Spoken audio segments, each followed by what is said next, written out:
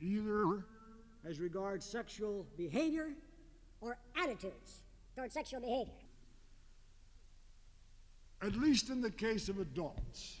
We cannot be as sure about children because we couldn't experiment with children. Some of our studies could only relate to adults. But all of the evidence we had seemed to point to the same conclusion in the case of children. Certainly there was no reliable evidence that there was any harm to children in exposure to this kind of material. Now, this book I showed you has roughly 140 pages that just summarizes the results of the research on this one subject. In 10 minutes, I'm going to try to give you 3 illustrations of the kind of studies that were relied upon to reach this conclusion. First illustration. We made many studies by exposing adults in an experimental situation to a substantial amount of the most explicit kind of sexual material, verbal material, pictorial, motion pictures, showing all kinds of sexual aberrations as well as normal sexual activities. And we were studying a lot of things there.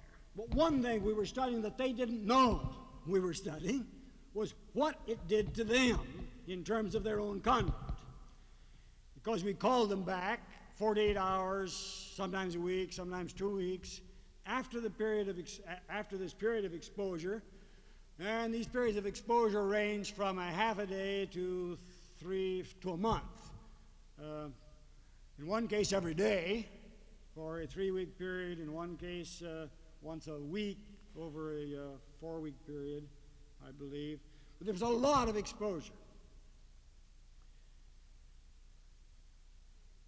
Obviously, this has the weakness of self-reporting. Will they tell the truth? Well, we're satisfied from the kind of answers we got from them that they did tell the truth. Previously, we had studied, before the period of exposure, what their own sexual life was, the kind of sexual life they had. We found that the established patterns of sexual activity among adults is very stable and was not substantially altered by this massive kind of exposure to the most explicit kind of sexual material. Those who had relatively high rates of sexual activity before the period of exposure continued to have high rates afterwards. Those who had relatively little sexual activity before the exposure continued to have little after the exposure.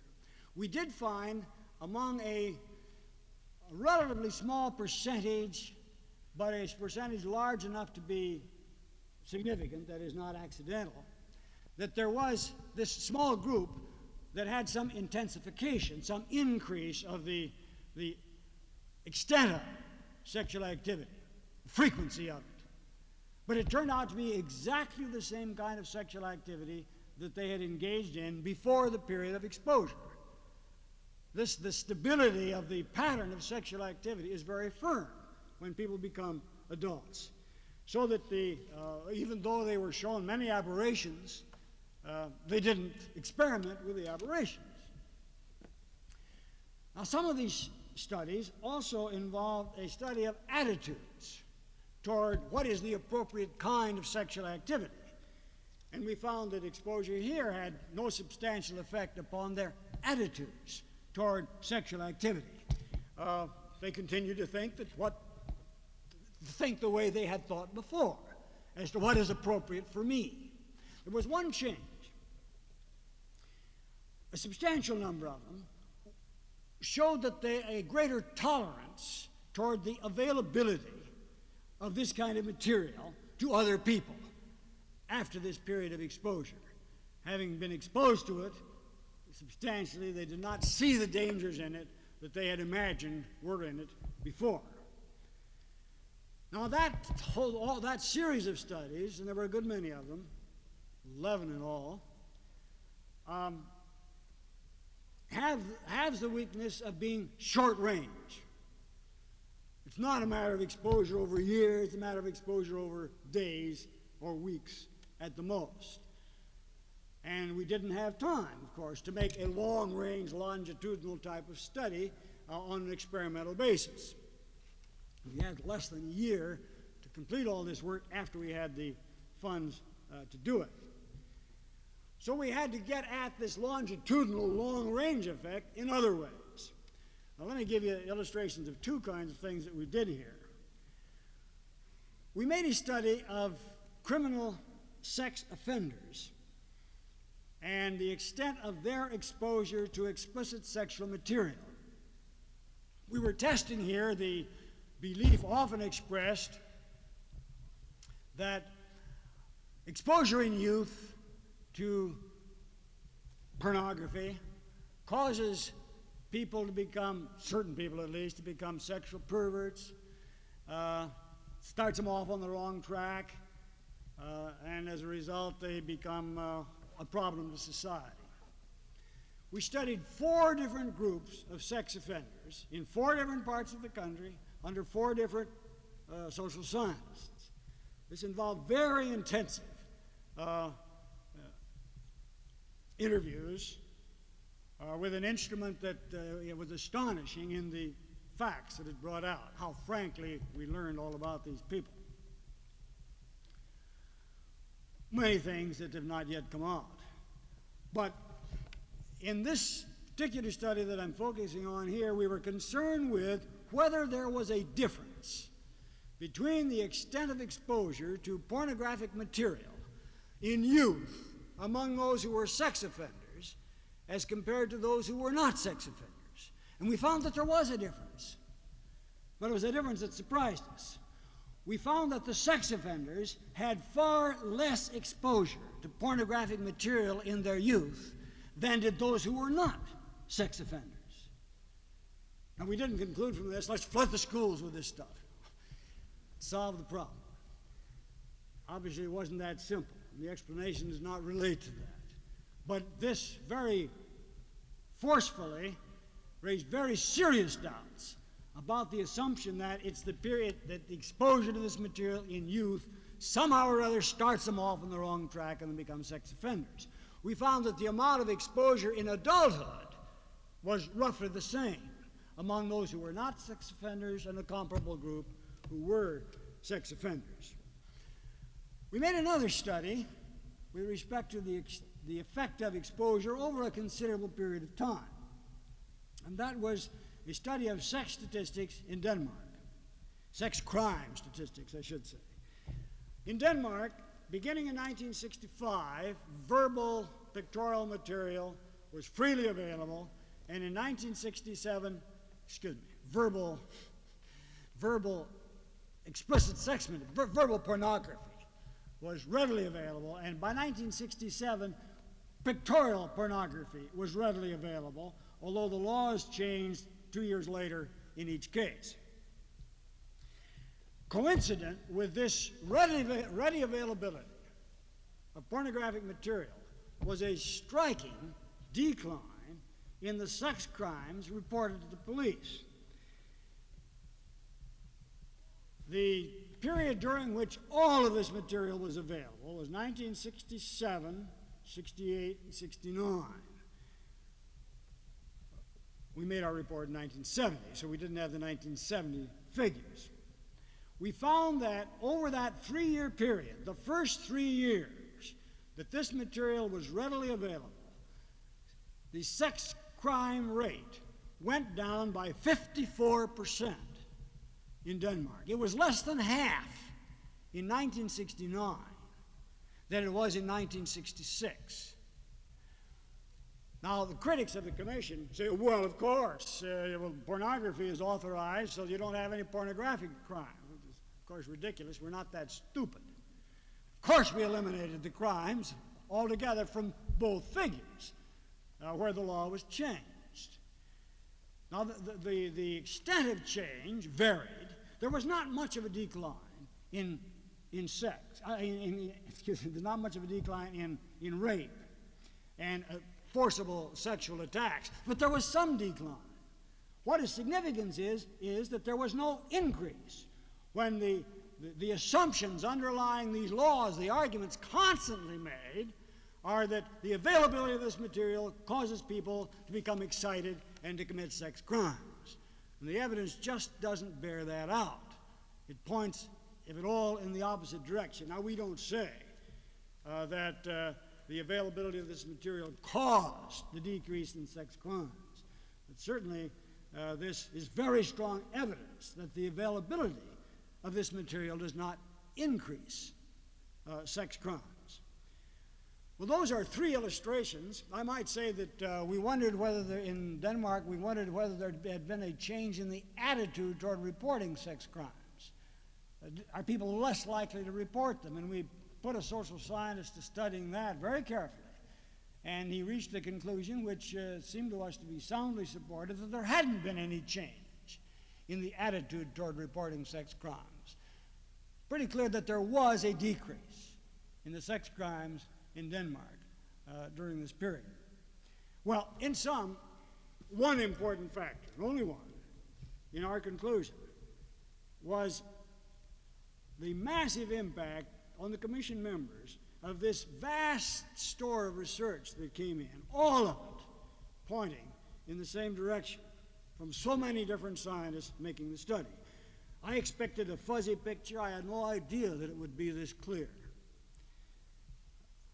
But when it was as clear as it was and as persuasive as it was, I had no choice but to conclude there isn't any harm to adults in the availability of this material. Let me shift to an entirely different kind of consideration and factual study. We found, through our national survey, that in America, there is no community consensus supporting the laws prohibiting the sale and exhibition of explicit sexual material to adults. On the contrary, our national survey, which was very carefully handled, showed that roughly 60% of the adults in this country believe there should be no controls over the availability of this material to people who are 21 years old or older.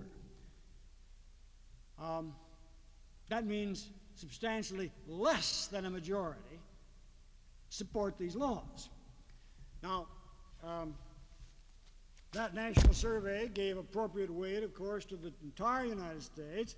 In the metropolitan areas, you'll find greater liberality than in the rural areas. In the north, you'll find greater sense of freedom than in the south. And we're not saying that there are no communities in which there is a consensus favoring the strict enforcement of these laws. I'm sure there are such communities, and perhaps such communities should continue to have such laws, so long as that is the view of that community. But it's quite clear that the national view has less than a majority support. The metropolitan areas have far less than a majority support for these laws so far as they relate to adults.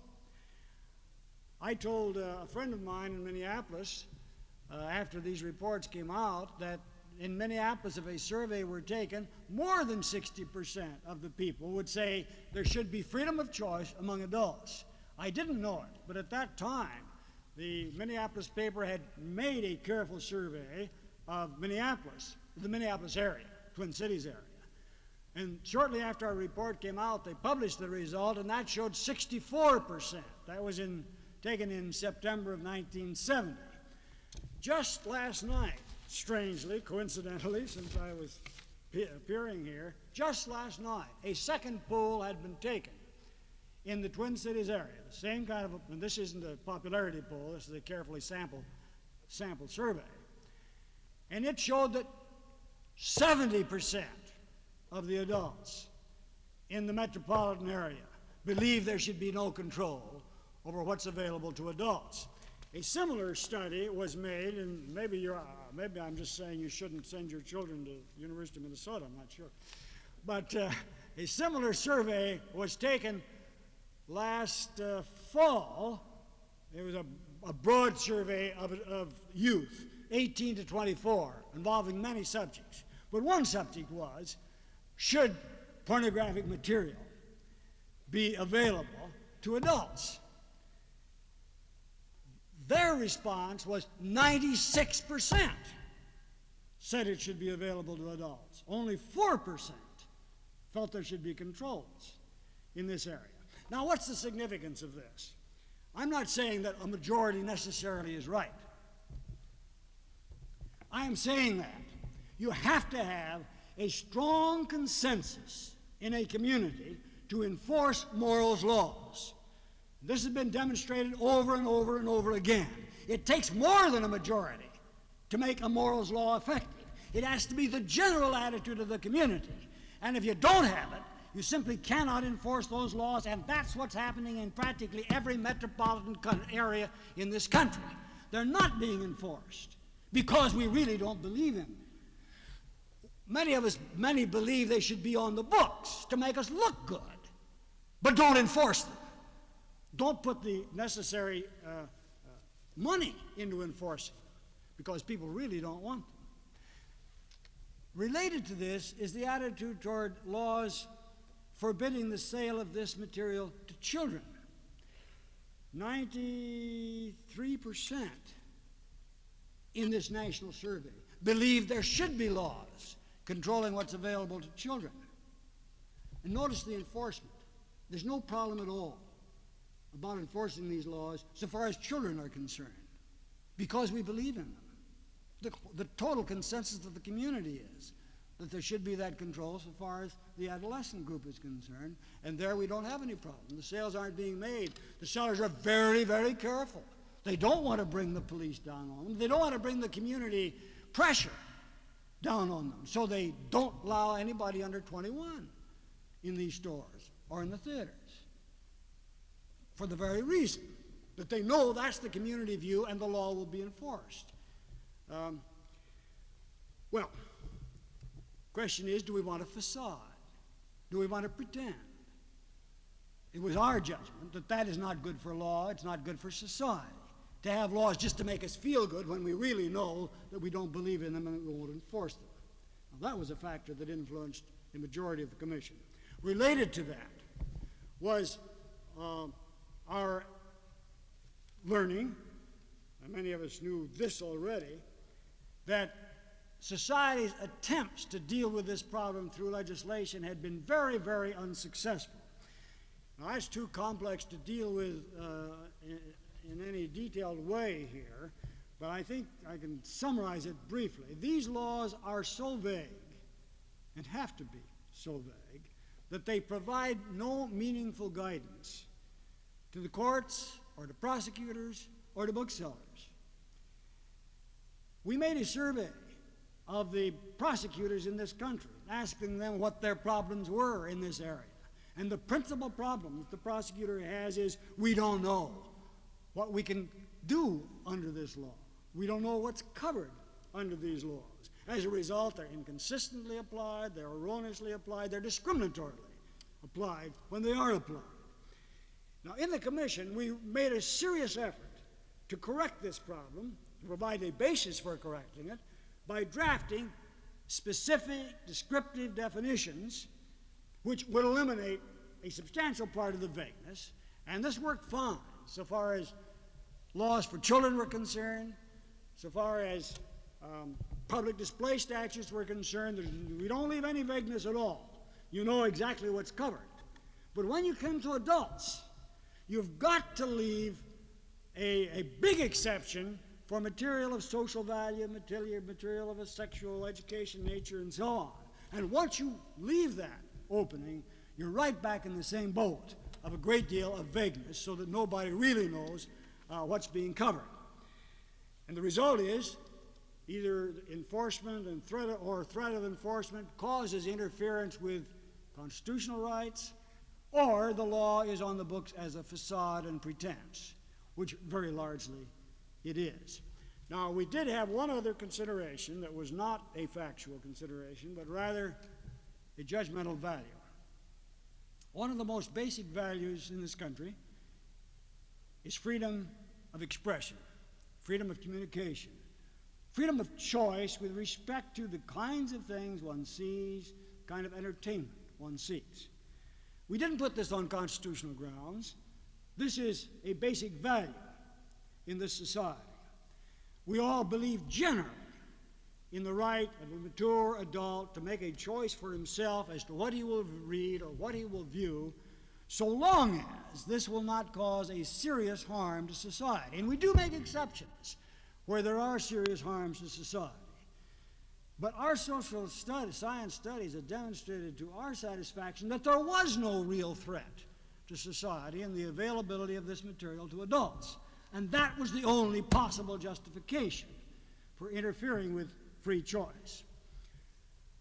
Now, since this report, what has surprised me is not the attacks, which we had, because I expected those.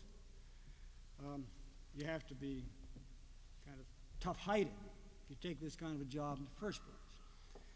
But what surprised me was how many of the rank and file people who are not lawyers or librarians or professors who believe in freedom of choice in this area. Frankly, I was a little concerned about going back to church after this report came out. I teach a class of 50 to 75 adults, and I wasn't at all sure I would be welcome. I stayed away for a couple of weeks, as did my wife.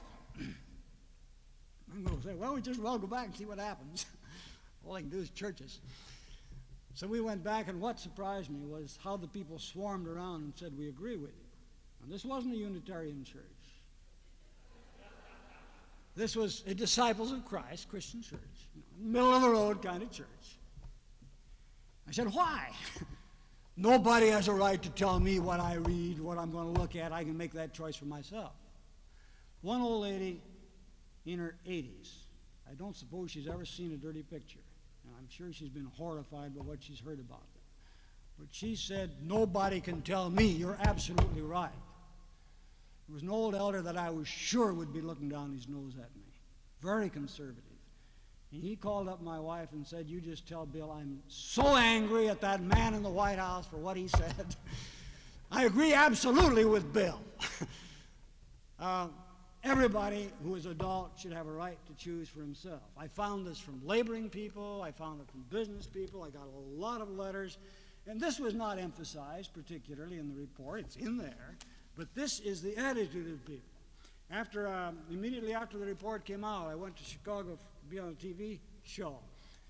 And they showed the reaction of the man on the street. They said they had great difficulty finding somebody that disagreed with the opinion, with the recommendation of the commission.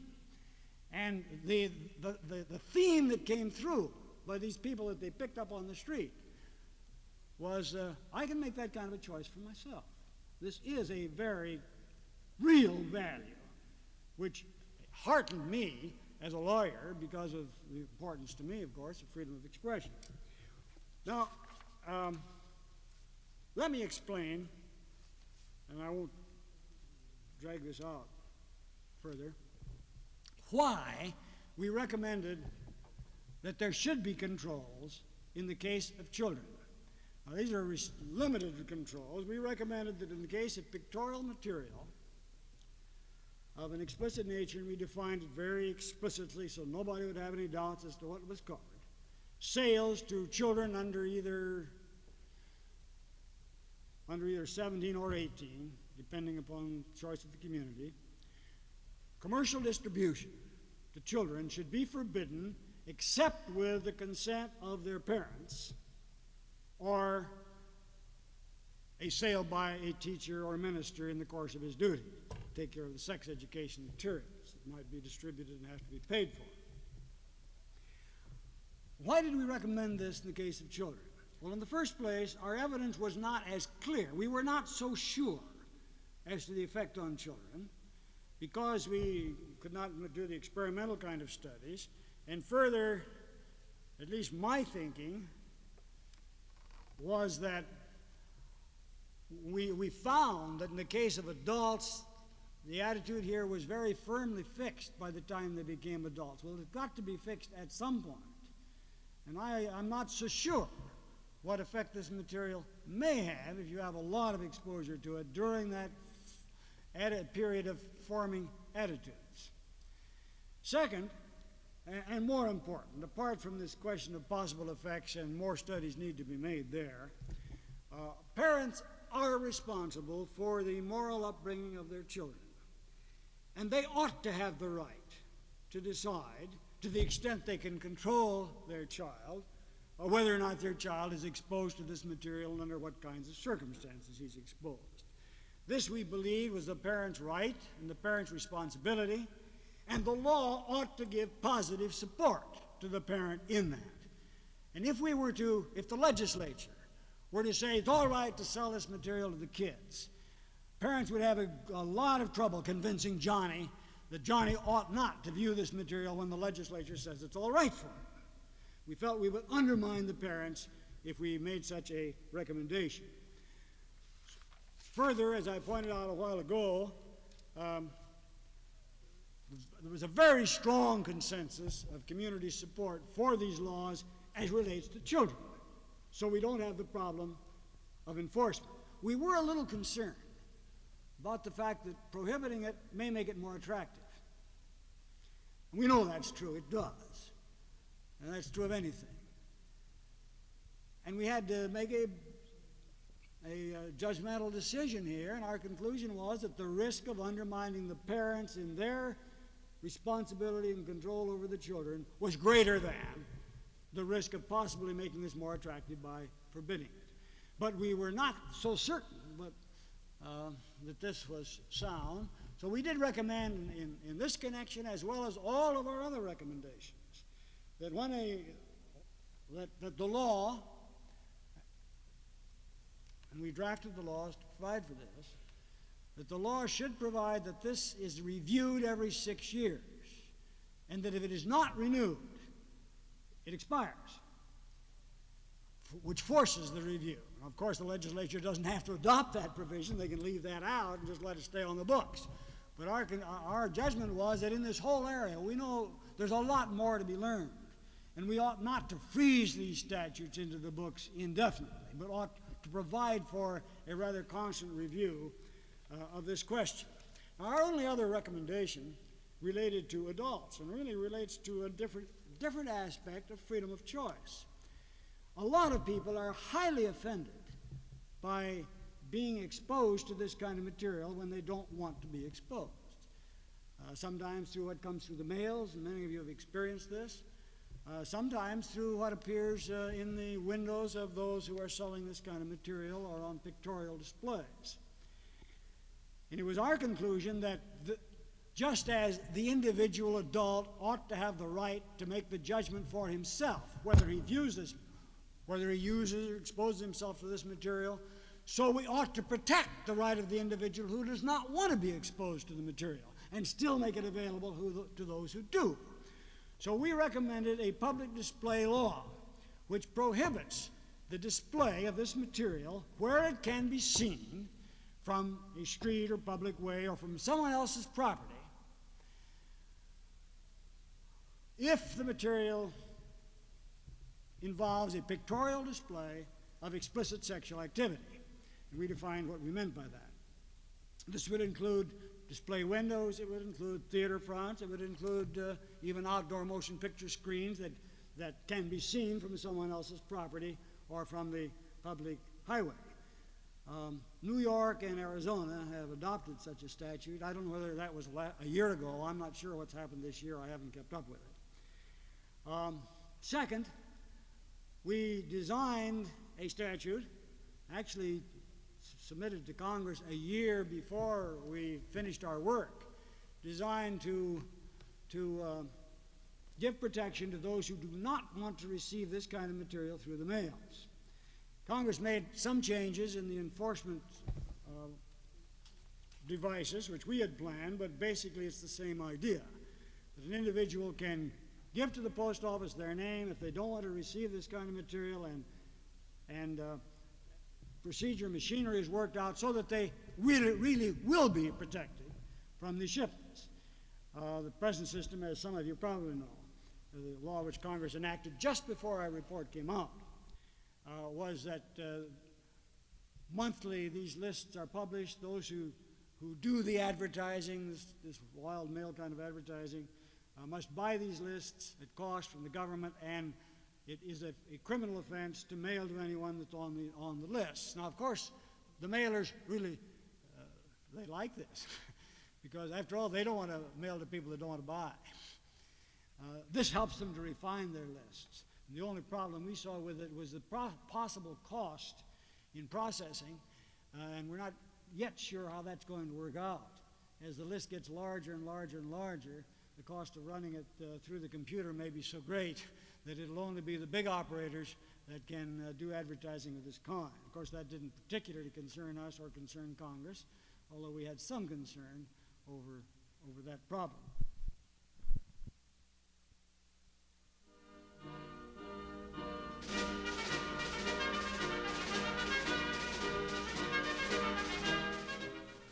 You have been listening to another in a series of lectures given on the campus of Iowa State University in Ames. Today, William B. Lockhart, Dean of the Law Faculty at the University of Minnesota, spoke on the findings of the Commission on Obscenity and Pornography. Dean Lockhart was chairman of that commission from 1968 through 1970. University Lecture is a presentation of Iowa State University Radio.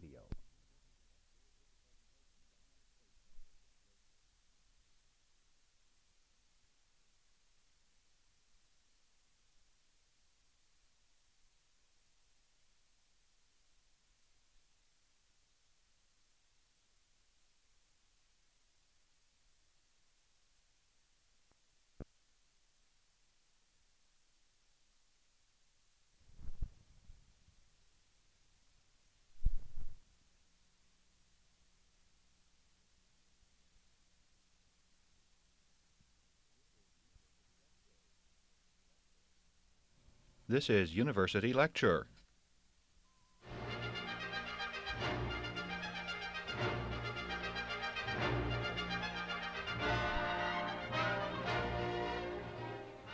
Welcome to another in a series of lectures given on the campus of Iowa State University in Ames. Today, an address by William B. Lockhart, Dean of the Law Faculty at the University of Minnesota. Dean Lockhart will discuss the findings of the Commission on Obscenity and Pornography, a commission which he chaired from 1968 through 1970.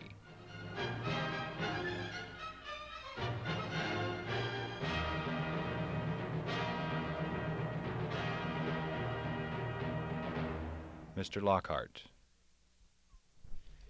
I was a bit puzzled over why I should be invited to speak on this topic during Greek Week. It can't possibly indicate a preoccupation with erotic art in the Greek community at Ames. Although I did hear a bit of conversation this evening about the XXX Theater, I think it must mean you're just interested in intellectual pursuits. At any rate, I do welcome the invitation to speak here. I understood I was expected to speak on the work and the findings of the Commission on Obscenity and Pornography. I welcome that because it's from campuses such as this that will come those who will influence the direction that law takes in controversial areas of this kind.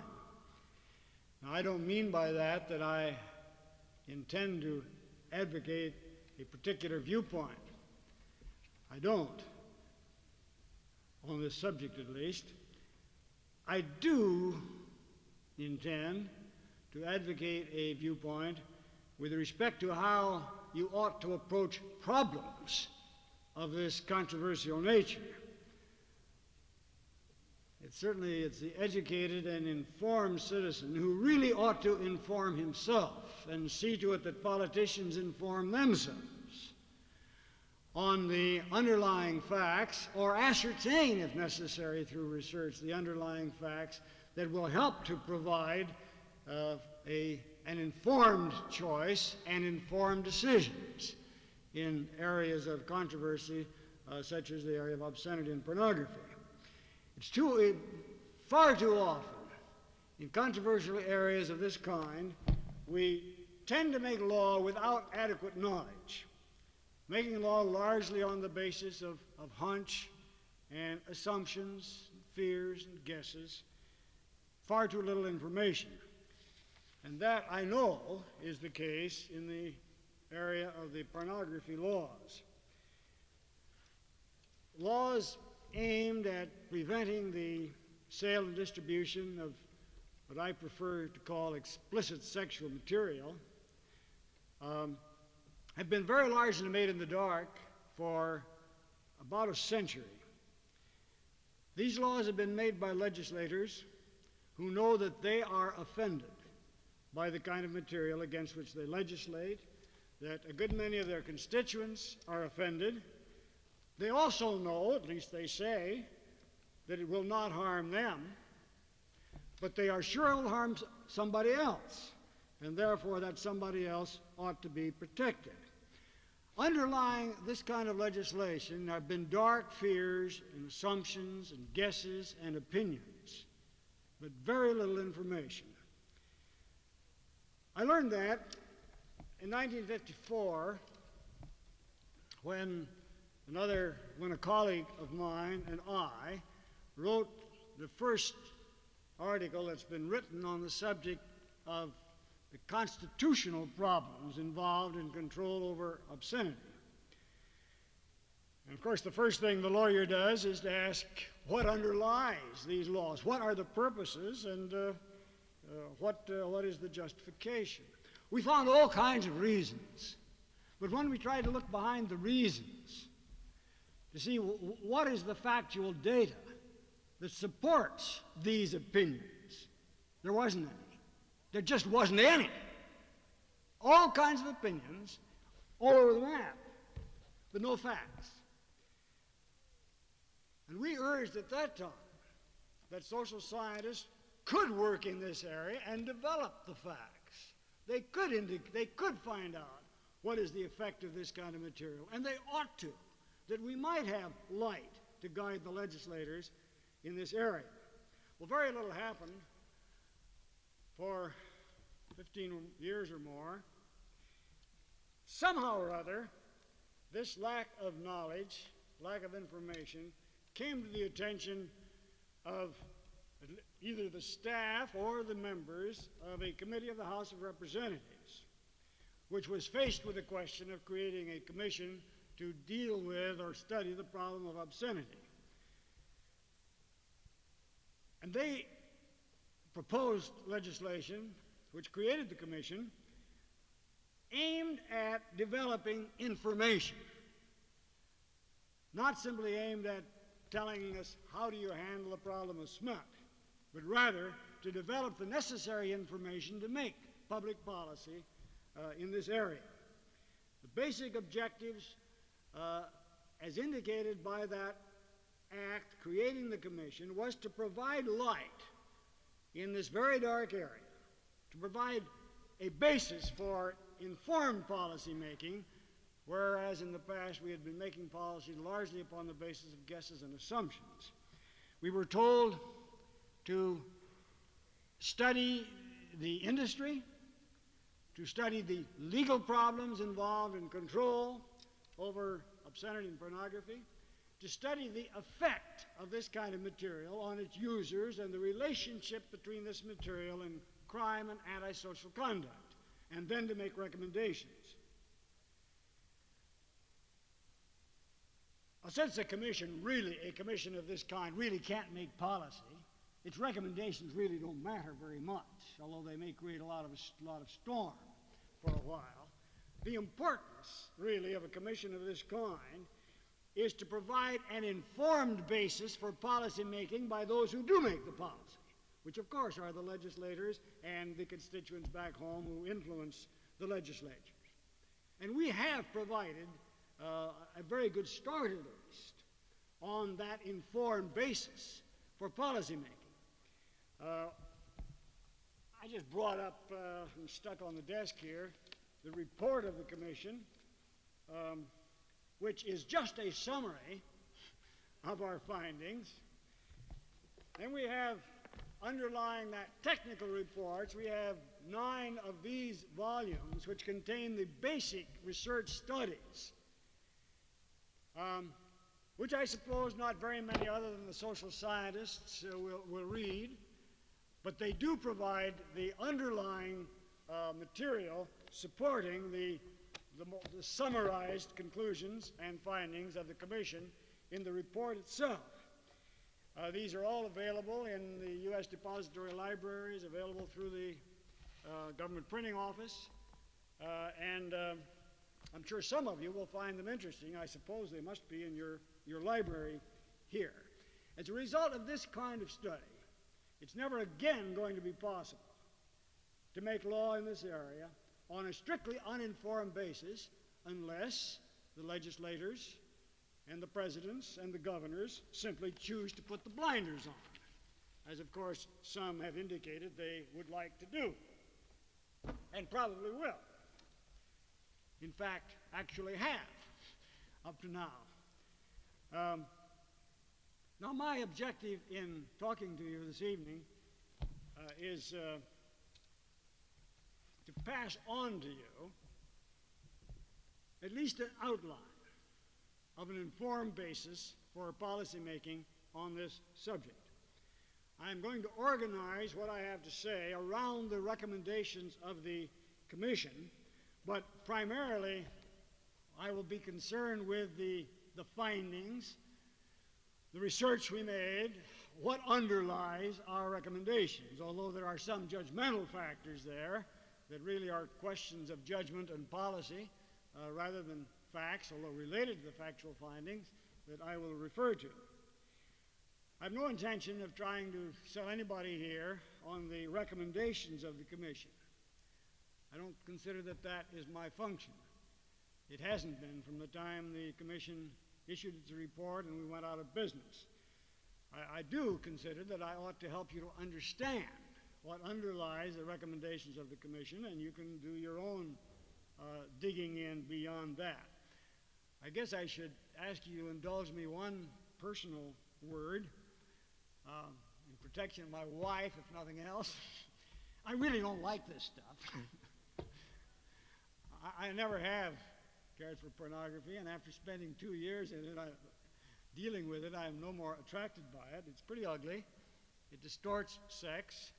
It distorts what ought to be a lovely part of life. And when I went into the study, I thought that there should be controls over at least the grosser types of pornography, even so far as adults were concerned.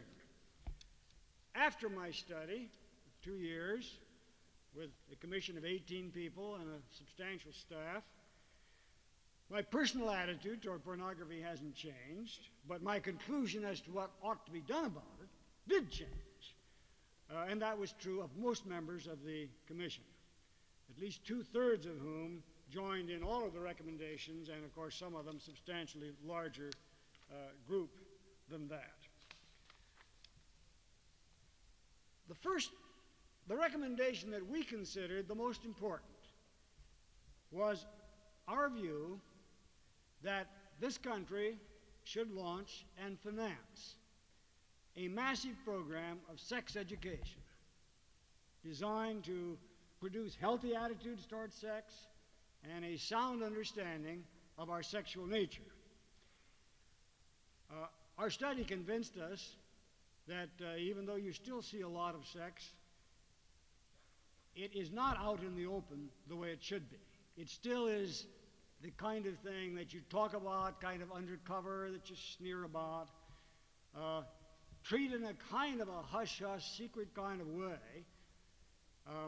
And the result is it's overemphasized, it's made more fascinating even than it really is, and we drive our children into ill-informed channels, largely, to learn about sex. Our homes, our schools, and our churches have, most of them, largely failed to fulfill an appropriate educational function in helping young people to understand themselves, to understand this about themselves particularly. As a result, they have to go to other sources. They go to their peers. They go to their friends who are equally ill-informed, but quite pleased to share their misinformation. sometimes illustrated. Let me give you a little of the factual background that underlies that rather broadly stated conclusion. We made a very careful survey of a national population sample dealing with many aspects of this problem. It was very carefully handled. Our scientists tell us that the results we got were within 3% roughly of what we would get if every family in the United States had been interviewed. Now, on this particular matter, the care of the sample isn't very important, but on something I'm going to say later, it is. This national survey showed a very wide divergence between what adults and young people alike considered to be the most desirable sources of sex information as compared to the actual sources. There was a very strong consensus among adults and young people that the most desirable sources of sex information are first the parents, doctors, schools, and churches. They were all in agreement that the least desirable source of sex information is one's friends. Only 5% thought that to be a desirable source of sex information. But when you examine what the actual sources were, friends came first, way up at the top. The National Survey of Adolescents showed that 67% of the boys and 60% of the girls said friends were the actual source and primary source of their sex information. Around 50% of the girls said that they had learned something from their mothers. Some 38% said that they'd learned something from school. But there was a great expression of dissatisfaction with the information they got at these 2 points. There was a great deal of dissatisfaction of young people with what they learned through their parents. What they got at home, they said, was ill-informed, often dishonest, and whatever was done in an embarrassing kind of a way. They said what they got at school was irrelevant, much of it insufficient, and came too late.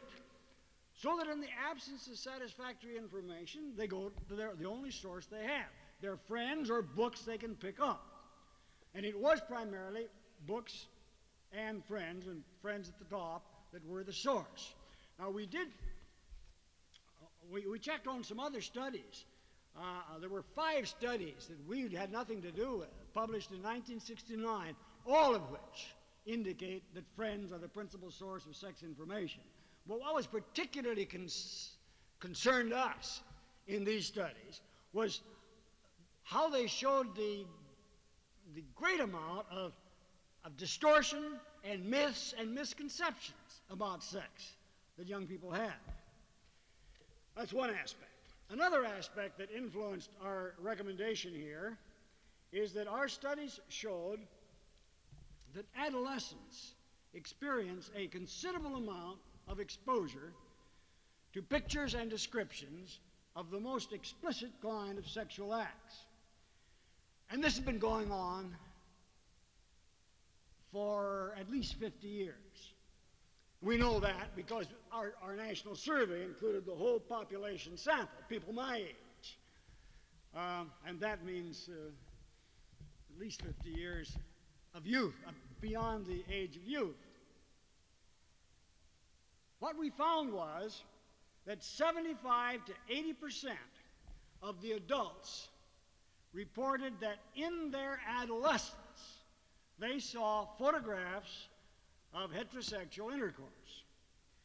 Surveys of current teenage groups showed the same thing, that 70 to 90% of the boys, depending upon the groups we sampled, and around 50% of the girls had seen pictorial depictions of a whole variety of sexual acts. Now, the extent of exposure varied considerably. I don't want to suggest that we reached the conclusion that young people are enamored with this kind of stuff. They're not.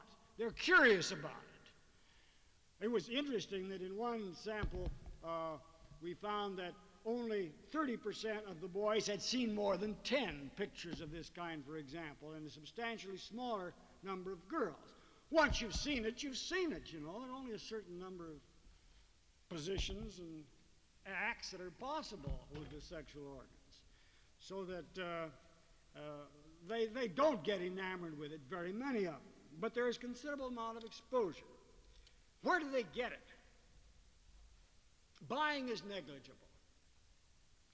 Very few purchase this material. I was surprised to learn that, well, of course they get it from each other, but what is the beginning source? They pilfer it. But who do they pilfer it from? Dad. Or Big Brother. That's where it comes. It comes from home. Now, not all the homes. It only takes one father to supply a classroom. And that's what happens. You know, there is great prestige in the youth group to be able to pass this stuff around. And if one child finds that his father has a secret container, it's usually in the bureau drawer. Sometimes it's Big Brother, of course, under Big Brother's bed, but it's usually Dad. He finds this source, then of course he supplies the classroom. And it is a matter of curiosity and prestige, not great concern over it. We made a study of who are the buyers, and it's quite clear that it's not the young people, and it isn't the kind of people I thought it was either. I thought it would be seedy old men and young people. The typical buyer is male, white, middle-aged, and dressed just like Professor Harl here. Well, no, he's a little sharper than they are. They're businessmen. They look like businessmen, or lawyers, or doctors, or furniture salesmen, insurance salesmen, maybe professors. There are a few people in uniform, but not very many. They range from 20 to 60, but the larger group is in the 30 to 50-year-old group. These are the principal buyers of these materials. And they're the principal kind of people that go to the XXX movies and the other kind that you're experiencing here now.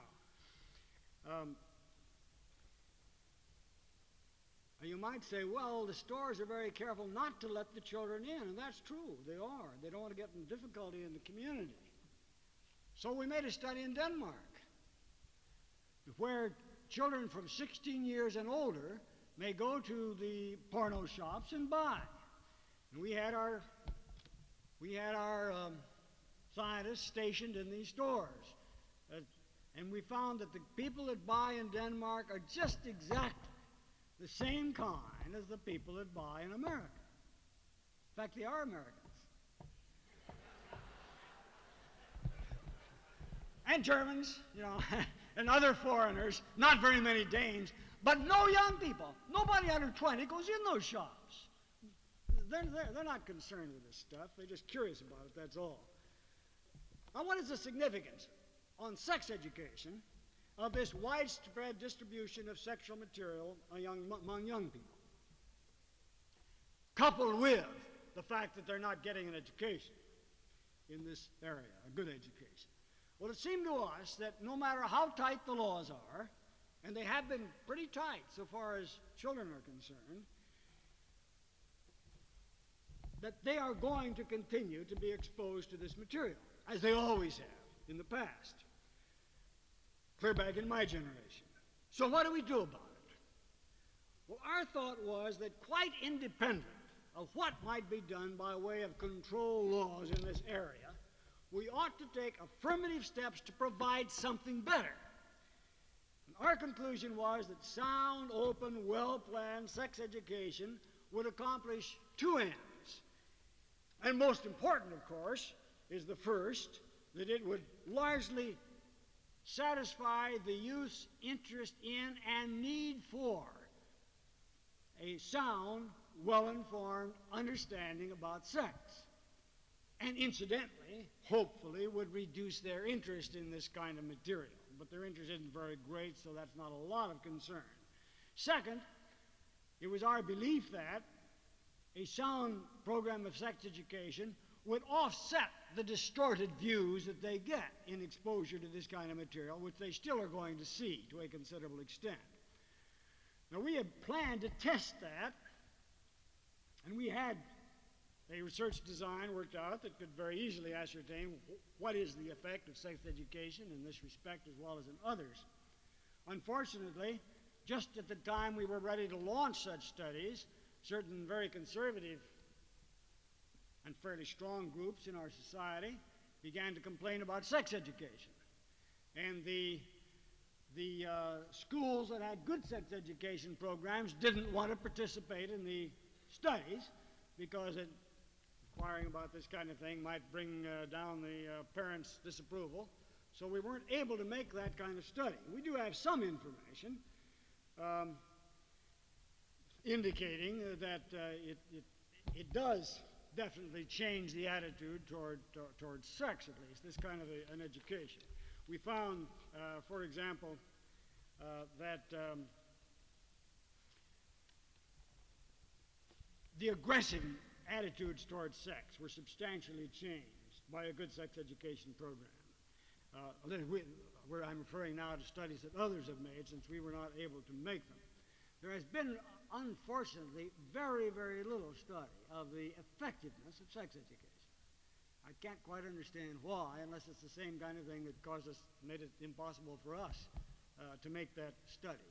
There's one interesting study that comes out of Keokuk, Iowa, though, which indicated that the girls with sex education had far fewer premarital pregnancies than those without sex education. And also that the boys with sex education had significantly fewer divorces than those who did not have sex education. That was over about a 10-year study. But there's a great deal of study yet needs to be done in that area. And we did not try to spell out just how a sex education program would be worked out in detail. That wasn't our job. We did have some things to say about it.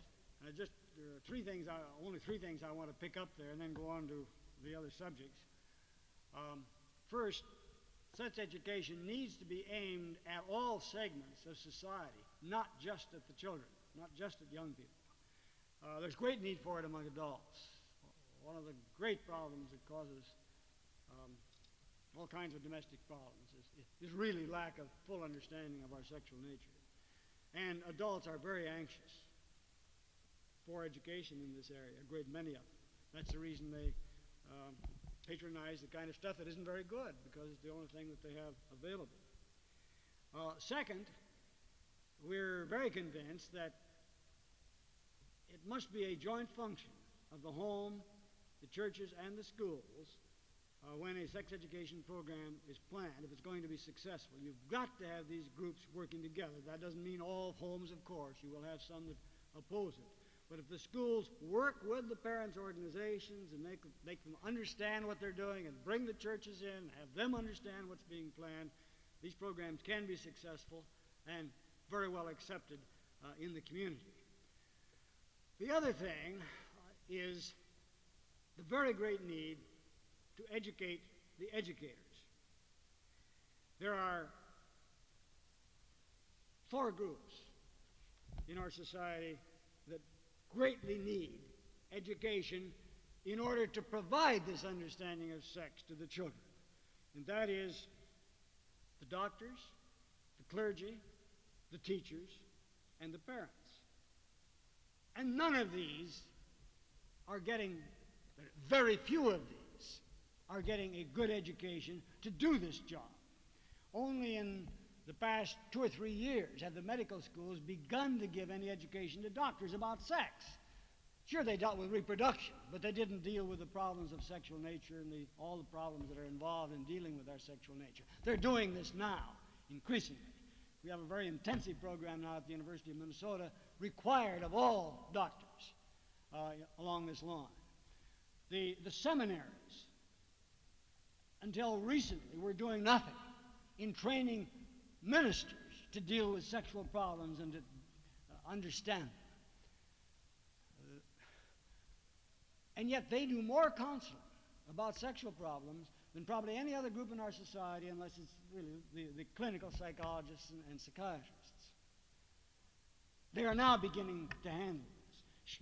So far as teachers are concerned, I can understand why a lot of parents are concerned about sex education when I learned that only 13% of the institutions training teachers have any special programs to train teachers to handle problems of sex education. It's handled largely through in-service training.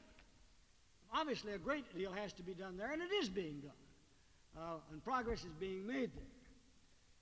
So far as parents are concerned, I'm sure the older parents here realize what an incompetent job you did, as I did, in connection with the sex education of my own children. I didn't know how to go about it. And they need to be trained for this purpose. Parents want to learn how. They would like to know how. They don't know how. And it's up to either the churches or the schools to do this job. And it can be done most easily by coordinating this with the sex education program in the school, so the parents know what is being taught the children, and the parents are provided with a manual that says, now these are the kinds of questions that are going to come up, and this is how you handle them. This can be done, and it can be done very well, and it can be done at the right time in preparing the parents to take their role, the role they want and ought to have in the sex education of their children. Well, now let me turn to the other subject. That is the legislative recommendations and what underlies that. The one that caused the greatest storm was our recommendation that there should be no control over the kind of material that is available to adults. That adults should have free choice to view any kind of material they like involving the explicit sex. And we reached that recommendation. It was a 12-6 recommendation. We reached that based on a combination of factual findings and, of course, some value judgments. Each of these factual findings is persuasive, but when they're all combined together, I had no choice but to change the view that I had when I went on the commission as its chairman. I want to summarize these briefly. First, we made extensive factual studies of many different designs using a lot of different researchers in different geographic areas of the country, studying the effect of exposure to pornography. The results as they came in were startling, coming from so many different sources, because they all pointed in the same direction.